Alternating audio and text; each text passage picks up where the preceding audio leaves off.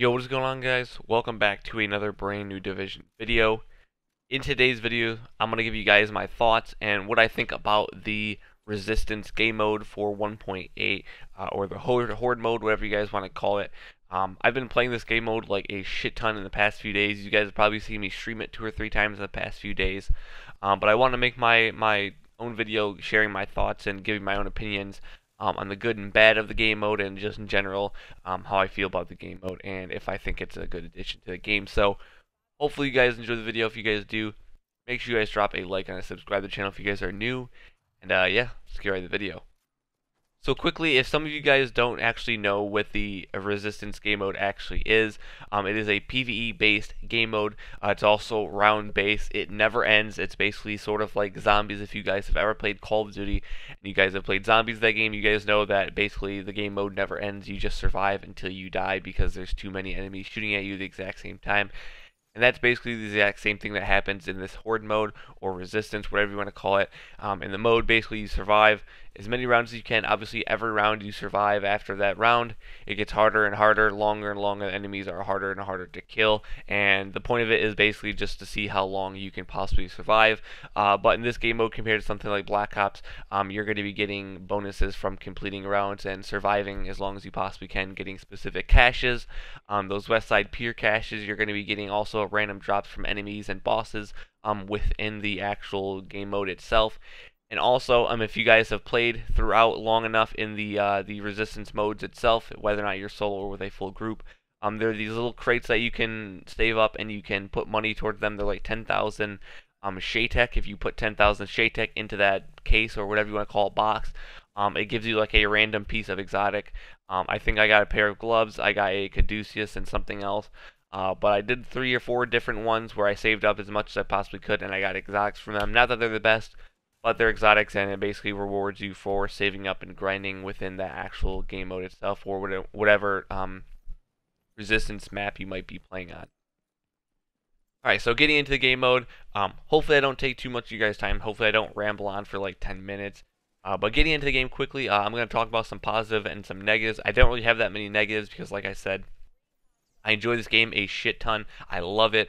But yeah, I'll get into the negatives right away. I only have like 2 or 3 things to talk about, and this is just sort of like personal things for me, I guess you can say, and maybe a few things that I think they can make changes to just in general to help fluctuate the game mode and make it go faster and more smoother. But first off, I want to talk about the drones. Like I said, this is personal to me. I play on console, so this might be different for you guys if you guys play this PTS on the or not the Xbox One, the PC.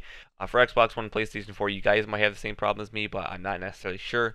But once you get past a certain point in the game mode and the drones that shock you come into the match, the shocking does not have a problem with me, but for some reason when there is multiple drones flying around, they also fly very, very, very hectically fast. I'm not really sure if that's supposed to be like that or not, but it is just insanely fast sometimes, and I'm not sure if it's glitched like that. But when there is a lot of them, multiple drones very close to each other, or maybe just in general in the air at the exact same time, my aim assist on Xbox One for console-wise seems to absolutely just go to shit. I'm not really sure if it has something to do with the drones or not, but when they spawn in and there's multiple in the air at the exact same time, my aim assist just turns to absolute poop. I can't hit anything, and I'm not sure if it's the drones or not, but I just want to throw that out there because I think the drones destroy my aim assist. I'm not necessarily sure, but it could be different on PC for you guys. Make sure you guys let me know. But next, the only negative I have, other than that, is the way that the new waves spawn. If you guys understand what I'm going to be saying here in a second, it's sort of similar to zombies and Call of Duty, like I said. In zombies, they spawn through broken doors, they come through broken walls, they climb underneath broken walls and whatnot. And it's sort of similar in the way to this game when you're at the starting rounds, when you're in some form of building where you have to unlock a door. But in this game mode, after you get through that initial building where you open the door, they don't really spawn in specific locations. They don't open doors, they don't come out of garages or anything. I've seen it myself when I was playing and streaming. They sort of just pop up in front of you, you know? There's no location where they specifically spawn at every single time or every round or every wave. It's sort of just like they spawn in front of you, behind you, to the left, to the right, above, behind, under you. I'm not really sure if it's intentional to be like that, so you have to play a little bit more strategically, I guess you can say. But I'm really not a big fan of that because sometimes it leads you into dying because they are just team shotting you within like the first 15 seconds of the round starting. And I'm not sure if it's intentional or not, but I really don't like the way that they went about having the rounds spawn, where they just pop up in front of you like fucking Houdini and they start shooting you. Especially when you get in the higher later rounds where they're doing a lot of damage to you and you're not necessarily just absolutely melting them like you are at the first maybe 10 to 15 rounds of the game mode. So that's my negatives or the things that I don't like about the game mode. Positives, like I said, everything is positive for me in this game mode, in my personal opinion. I love it. I could play it forever. Although it is very similar to zombies, I probably would only play like 1 to 2 matches per day because if you're going to be making it far and you're going to be spending a lot of time in one specific game mode, making maybe 30 or 40 or 50, whatever it might be for wave-wise, after you die, you really don't want to play it again, at least me personally. I don't want to play another match right after that. I might wait maybe a few hours or maybe an hour or two or maybe the next day I'll play again. But that's not really a negative. It's just sort of you're putting a lot of time into it, a lot of effort, and you don't want to go and do that over again, I guess you can say. Other than that, I love the game mode. I love how easy it is to be able to buy ammo, how easy it is to get grenades, how easy it is to replenish your med kits or your heals. And also, I love how they added the addition. They have the addition to all these skills and whatnot that are all placed above and beyond and everywhere else in the map that you are able to buy. Not only are you able to buy skills like you are in the Last Stand game mode, you're able to upgrade them. You're able to make them better. You're able to make them last longer, stronger, take more damage, deal more damage. You know, you're able to buy the healing stations that heal everyone on your team. You're able to buy the pulse ones. You're able to buy the sentry guns. You are able to buy so many things. You're able to upgrade them so much, and they actually do a lot of a difference when you upgrade them well. You'd think, oh yeah, it's only like 250 Shaytech, then it's 500, then it's 1,000, then it's 1,500, then 2,000. You'd think it wouldn't be making that much of a difference, but it makes a whole hell of a lot of difference when you're running with a full man team and you're in round maybe 35 or 45. You can definitely tell the difference between having it activated and not having it activated for sure. But like I said, the skills that you're able to buy and upgrade are a very, very, very, very big part of the missions and being able to have a lot of success making it far and whatnot.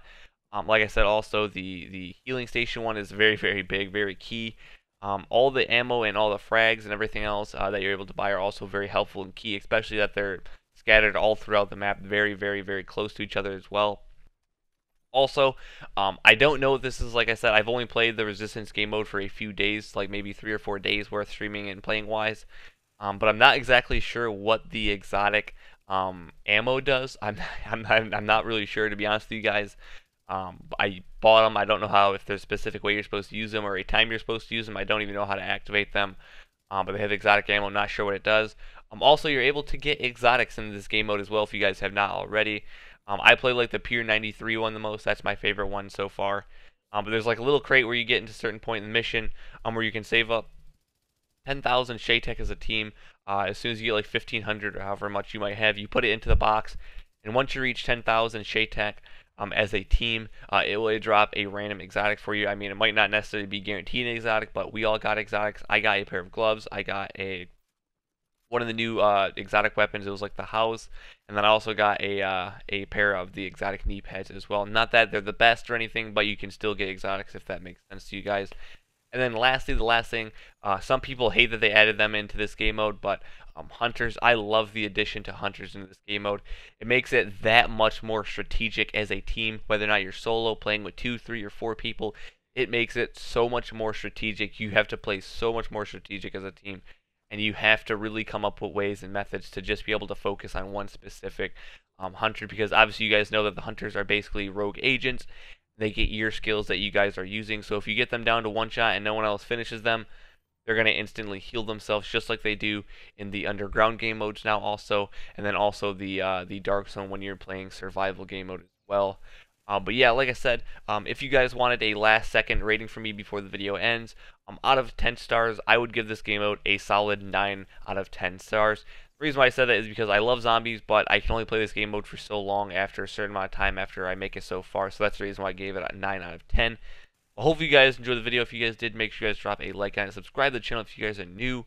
Also, if you guys don't have notifications turned on for when I go live, streaming-wise and video-wise, make sure you guys do that as well. But yeah, make sure you guys let me know how you guys feel about this game mode in the comment section below. Thank you guys for watching. out.